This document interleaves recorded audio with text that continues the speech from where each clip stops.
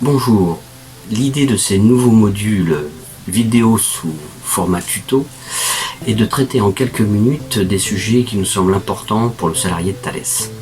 Alors c'est en quelque sorte une aide partielle, ponctuelle, pratique pour comprendre une situation de travail, l'utilisation d'un outil ou amener des éléments de réflexion sur les conditions de travail. Donc le module cette fois-ci va s'appeler travail prescrit, travail réel. En fait, quelle est la différence entre le travail qu'on nous prescrit, qu'on nous donne à faire avec les moyens qui vont avec, et en fait le travail réel qu'on fait pour arriver à exécuter toutes les tâches qu'on a à faire pour aboutir au travail final. Alors qui ne s'est jamais dit aujourd'hui je dois réaliser plein de choses non prévues, inévitables, qui polluent les tâches principales de mon cœur de métier en fait.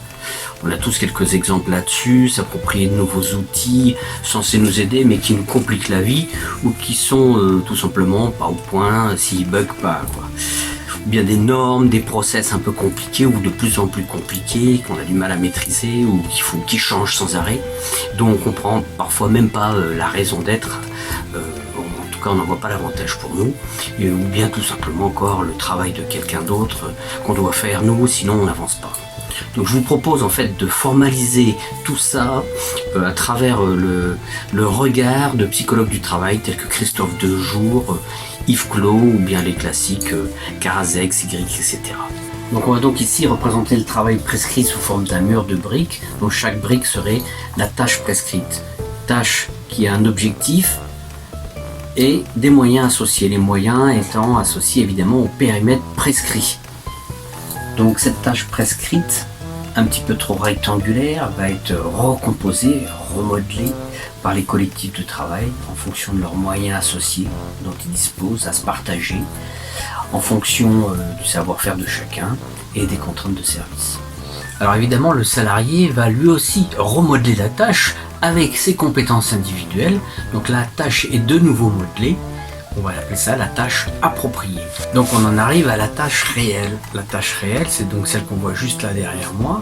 C'est une tâche qui est pas seulement la tâche appropriée en fonction des compétences du salarié, mais aussi le salarié à différents moments, il n'est pas dans le même état, il n'est pas dans le même état physique, dans le même état psychologique, si c'est le matin, si c'est le soir, si c'est dans les vacances, etc.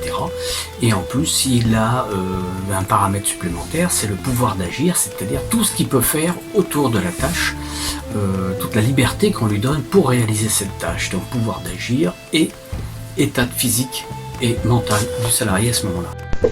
Donc à la fin on obtient bien notre travail réel, donc là on l'a représenté comme le mur, mais on voit que toutes les briques en fait ont été modelées par l'ajustement du salarié, le collectif de travail, l'état du salarié, etc. Et donc c'est le résultat pour l'entreprise, donc on ne regarde que le cadre correspondant au travail prescrit.